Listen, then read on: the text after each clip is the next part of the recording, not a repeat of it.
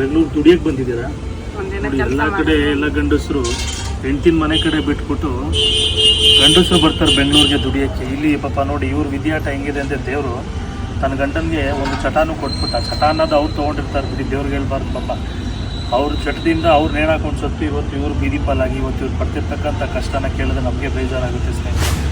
ಈ ಥರ ಸುಳ್ಳು ಹೇಳೋರು ನಿಜ ಹೇಳೋರು ಇರ್ತಾರೆ. ಬಟ್ ನೋಡಿ ಇವ್ರ ಕಣ್ಣಲ್ಲಿ ನೀರು ಬರ್ತಾ ಇರೋದನ್ನ ನೆನೆಸ್ಕೊಂಡ್ರೆ ನಿಜಕ್ಕೂ ಇಲ್ಲೇ ಅರ್ಥ ಆಗ್ತಾ ಇದೆ. ಅವ್ರ ಮನಸ್ಸಲ್ಲಿ ಯಾವುದೇ ಒಂದು ಕಲ್ಮಶ ಅನ್ನೋದಿಲ್ಲ. ನೋಡಿ ಅವ್ರು ತನ್ನ ಮಗನಿಗೆ ಜೀವನ ಕೊಡೋದಕ್ಕೋಸ್ಕರ ಜೀವನಾಂಶಕ್ಕೋಸ್ಕರ ಬೆಂಗಳೂರು ಬಂತ ಜೀವನ. ನಿಮ್ಮ ಯಜಮಾನ್ರು ಏನಾಗಿ ಸತ್ರಮ್ಮ? ಕುಡಿದ್ಬಿಟ್ಟು ನೇಣು ಹಾಕೊಂಡು ಸತ್ತು ಹೋದ್ರೆ 6 ವರ್ಷ ಆಗಿದೆ ನಿಮ್ಮ ಯಜಮಾನ್ರು ಸತ್ತಿ. ಯಾವ ಊರು ನಿಮ್ಮದು? ಯಾದಗಿರಿ.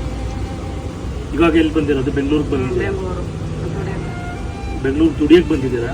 ನೋಡಿ ಎಲ್ಲ ಕಡೆ ಎಲ್ಲ ಗಂಡಸರು ಹೆಂಡತಿನ ಮನೆ ಕಡೆ ಬಿಟ್ಬಿಟ್ಟು ಗಂಡಸರು ಬರ್ತಾರೆ ಬೆಂಗಳೂರಿಗೆ ದುಡಿಯೋಕ್ಕೆ. ಇಲ್ಲಿ ಪಾಪ ನೋಡಿ ಇವ್ರ ವಿದ್ಯಾಟ ಹೆಂಗಿದೆ ಅಂದರೆ ದೇವರು ತನ್ನ ಗಂಡನಿಗೆ ಒಂದು ಚಟಾನು ಕೊಟ್ಬಿಟ್ಟ. ಚಟ ಅನ್ನೋದು ಅವ್ರು ತೊಗೊಂಡಿರ್ತಾರೆ ಬಿಡಿ, ದೇವ್ರಿಗೆ ಹೇಳ್ಬಾರ್ದು ಪಾಪ.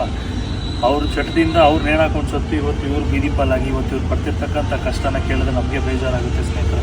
ಈ ಥರ ತುಂಬ ಜನ ಇದ್ದಾರೆ ಇವತ್ತಿನ ನಮ್ಮ ಇದರಲ್ಲಿ. ಒಬ್ಬರೇ ಅಂತ ಸುಮಾರು ಜನ ನಾವು ನೋಡಿದ್ದೀನಿ ಈ ಥರ.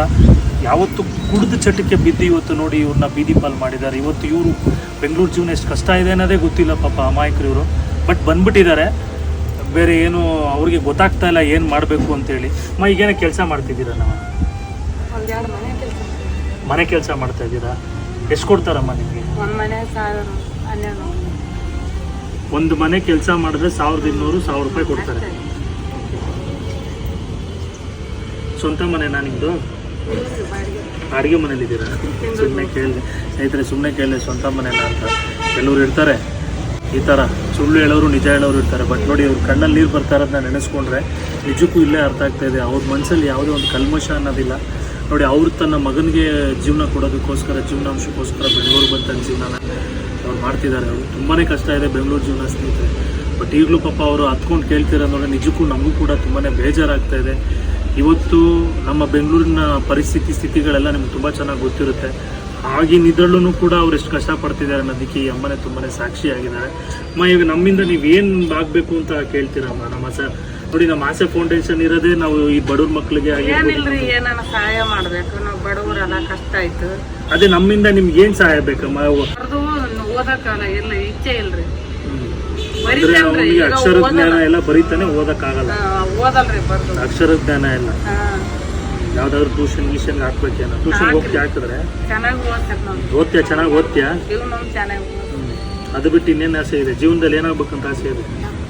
ಡಾಕ್ಟರ್ ಆಗ್ಬೇಕಾ? ಆಗ್ತೀಯ ಡಾಕ್ಟ್ರು? ಡಾಕ್ಟರ್ ಆಗ್ಬೇಕಂದ್ರೆ ಗೊತ್ತಾನೆ ಎಷ್ಟು ಓದಬೇಕು ಅಂತ. ಓಕೆ, ವೆರಿ ಗುಡ್ ಹೇಳೋದು. ಯಾಕಂದ್ರೆ ಏನಾಗುತ್ತೆ ಅಂದರೆ ನೋಡಿ ತನ್ನ ಗಂಡ ಮಾಡಿರ್ತಕ್ಕಂಥ ನೋಡಿ ಮದುವೆ ಮಾಡ್ಕೊತಾರೆ, ತಾನು ಕುಡಿದೆಲ್ಲ ಸತ್ತಿ ಇನ್ನೊಂದಾಗಿ ಮತ್ತೊಂದಾದ್ರೆ ಇಷ್ಟು ಮಂದಿಗೆ ನಾವು ಹೊಟ್ಟೆ ಬದುಕದೆ ನೋಡಿ ಇದೇ ಸಮಸ್ಯೆ ಆಗಿರೋದು ಸ್ನೇಹಿತರೆ. ನೋಡಿ ಅವರು ಮಾಡುವಂಥ ಕೆಲವೊಂದು ಅದು ಆಗಬೇಕು ಅಂತ ಇರಲ್ಲ, ಆಗೋಗಿದೆ.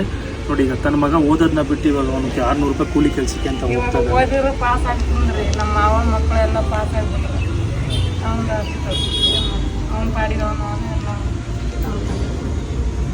ನಿಮ್ಮ ಆರೋಗ್ಯದಲ್ಲಿ ಏನಾದರೂ ಸಮಸ್ಯೆ ಏನಾದರೂ ಇದೆಯಾ? ಚೆನ್ನಾಗಿದ್ದೀರಾ? ಅದೇ ಅಂದಿನಲ್ರಿ ನಿನ್ನೆಲ್ಲ ಎದೆ ನೋವು, ತಲೆ ಹೊಡೆಯೋದು, ಕಾಲು. ನಿಮ್ದು ಆಧಾರ್ ಕಾರ್ಡು ರೇಷನ್ ಕಾರ್ಡ್ ಎಲ್ಲ ಇದೆಯಾ? ಎಲ್ಲಿದೆ ಎಲ್ಲ? ಎಲ್ಲ ಇಲ್ಲಿದೆ ಇರೋದಾ? ಬೆಂಗಳೂರು ಊರ್ದೈತೆ? ಇಲ್ಲಿದೇನೂ ಇಲ್ಲ, ಎಲ್ಲ ಹಾಕಿ ಊರ್ದು.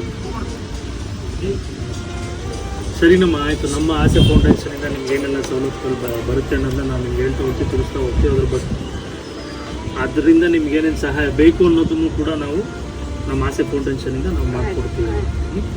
ನಮಸ್ಕಾರ.